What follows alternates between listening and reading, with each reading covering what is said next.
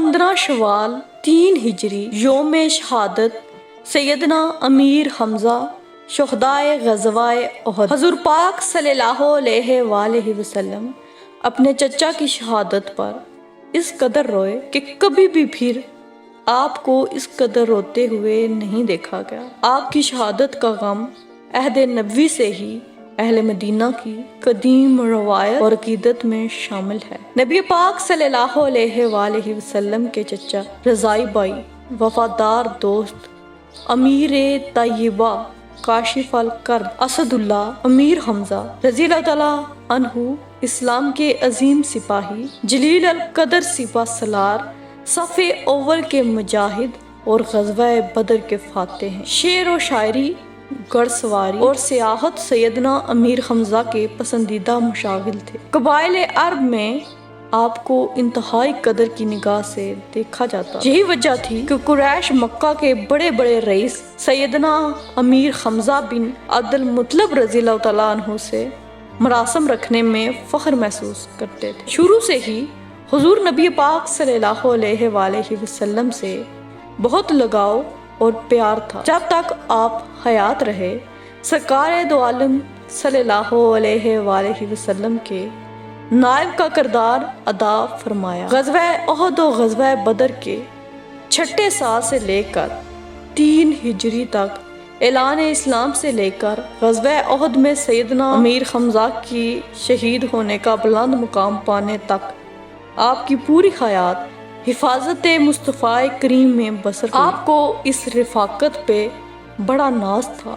صاحبان طریقت کے نزدیک سیدنا حضرت امیر حمزہ کا دربار رسالت مآب میں بہت ہی بلند و مرتبہ مقام تھا۔ دور نبوی میں بھی صحابہ کرام نبی پاک کے بعد رہنمائی کے لیے آپ سے رجوع کیا کرتے تھے۔ سیدنا حضرت عبد المطلب کی دوسری اولاد دین حنیف پر تھی اور انہیں اس بات پر بڑا فخر تھا کہ سیدنا حضرت ابراہیم علیہ السلام کی اولاد میں سے اور سرکار دو عالم دو جہاں کی ملت میں سے حضرت امیر حمزہ بھی اپنے آباء و اجداد کے دین پر تھے، جن کے بارے میں خود خدائے پاک نے اپنے لاریب کلام مقدس میں ارشاد فرمایا کہ وہ سب سجدے کرنے والے تھے۔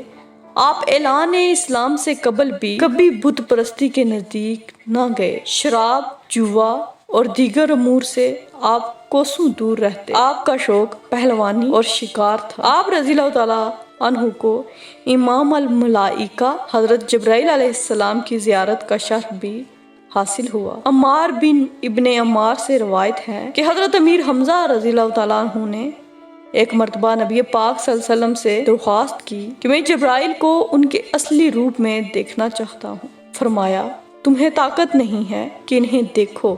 انہوں نے عرض کیا، کیوں نہیں؟ فرمایا، اپنے مقام پر بیٹھ جائیں۔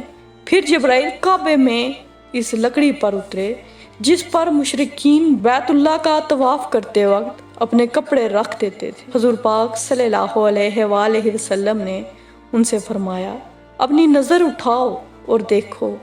انہوں نے دیکھا تو جبرائیل امین کے دونوں قدم مثل زمرد کے سبز تھے، بے ہوش ہو کر گر پڑے۔ نبی کریم صلی اللہ علیہ وآلہ وسلم نے آپ کی جرأت و بہادری کی تعریف فرماتے ہوئے فرمایا کرتے تھے، آپ نے آخری سانس تک اسلام کی سربلندی کے لیے وقف کر دیا۔ حضرت امیر حمزہ امام المجاہدین، سید الشہداء کے بلند مقام پر فائز ہیں۔ آپ کی تلوار انتہائی منفرد، دو دھاری اور انتہائی باری تھی اور اس تلوار کا وار رک نہ سکتا تھا۔ اگر سیدھی پڑتی تو ڈال کو کاٹ دیتی، کیونکہ اتنی باری تلوار کو روکنا ڈال کا کام نہیں، اور دو دھاری ہونے کی وجہ سے اگر لوٹ آتی تو چلانے والے کو 2 لخت کر دیتی۔ آپ سے زیادہ زوراور کوئی نہ جو ان کی تلوار واپس پلٹتا، اور نہ ہی ان کی تلوار کبھی واپس پلٹتی تھی۔ حقیقت میں آپ جیسا نہ کوئی طاقتور تھا اور نہ ہی کوئی بہادر اس دنیا میں پیدا ہوا۔ یہی وجہ ہے کہ آپ کی تلوار آپ کے بعد کوئی بھی نہ چلا سکا، اور اکثر تو اسے اٹھا بھی نہیں سکتے تھے۔ شمشیر زنی کی ہزاروں برس کی تاریخ میں کوئی بھی حضرت امیر حمزہ کا ثانی نہیں ملتا، اور ملتا بھی تو کیسے؟ کیونکہ آپ اللہ اور اس کے رسول پاک کے شیر تھے۔ عشق رسول کریم آپ کی حیات کا مرکز و محور تھا۔ آپ نے اپنی تمام زندگی حضور پاک کے قدموں میں وار دی اور ابدی حیات پائی۔ جو محبت آقا کائنات کو حضرت سیدنا امیر حمزہ سے تھی ویسی کسی اور سے نہ تھی۔ جب غزوہ احد ختم ہوا تو مدینہ کی عورتیں آئیں اور اپنے اپنے شہداء کا نواح کرنے لگیں۔ آپ نے فرمایا کہ امیر حمزہ کا نواح کون کرے گا؟ یہ سن کر انصار نے اپنی عورتوں کو اپنے شہداء کا نواح کرنے سے روک دیا اور حضرت امیر حمزہ کا نواح کرنے کا حکم دیا۔ سب نے مل کر سید الشہداء کا نواح کیا۔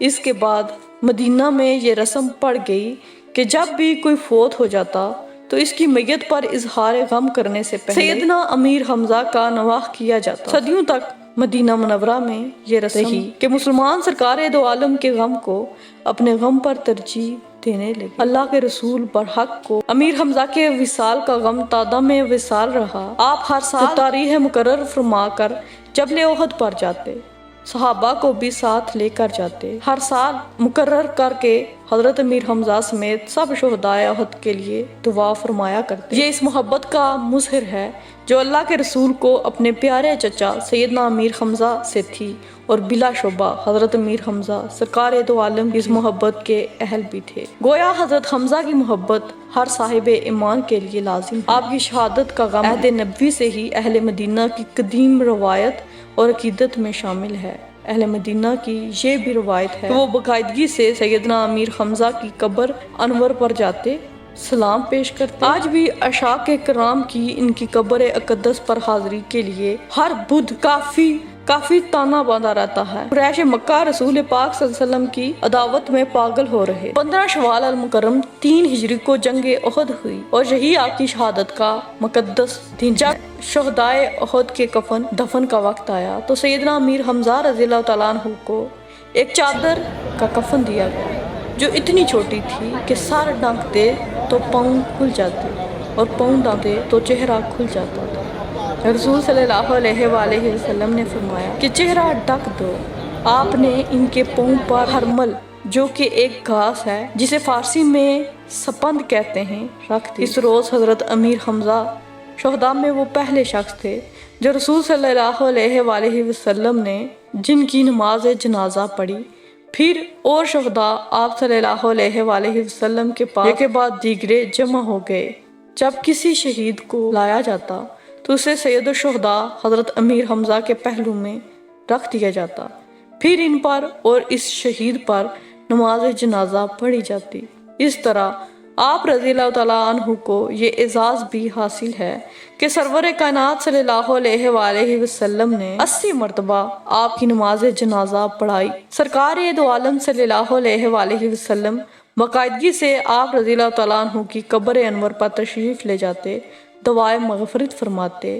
ابی جعفر سے مروی ہے کہ سیدہ فاطمہ رضی اللہ تعالیٰ عنہا سیدنا امیر حمزہ رضی اللہ تعالیٰ عنہ کی قبر پر تشریف لاتی، اس کی مرمت اور اصلاح فرمایا کرتی تھی۔ سرکار دو عالم صلی اللہ علیہ وآلہ وسلم نے فرمایا، میرے چچا حضرت امیر حمزہ قیامت کے دن میری اونٹنی پر سوار ہو کر میدان حشر میں آئیں گے۔ امیر طیبہ اسد اللہ و اسد الرسول اللہ سید الشہداء سیدنا ابو عمارہ امیر حمزہ کاشف الکرب رضی اللہ تعالیٰ عنہ اسلام کے وہ درخشندہ ستارے ہیں جن کی محبت و عظمت کی پاشوں سے مسلم امہ کے دل اس جہاں بست بود۔ آپ اور دوسرے شہداء کے مزارات جبل احد پر واقع ہیں جنہیں بعد میں اور ایک احاطے کی شکل دے دی گئی۔ سرکار دو عالم کے عاشقان آپ کے مزار پر حاضری دینے ضرور جاتے ہیں اور فیوز و برکات پاتے ہیں۔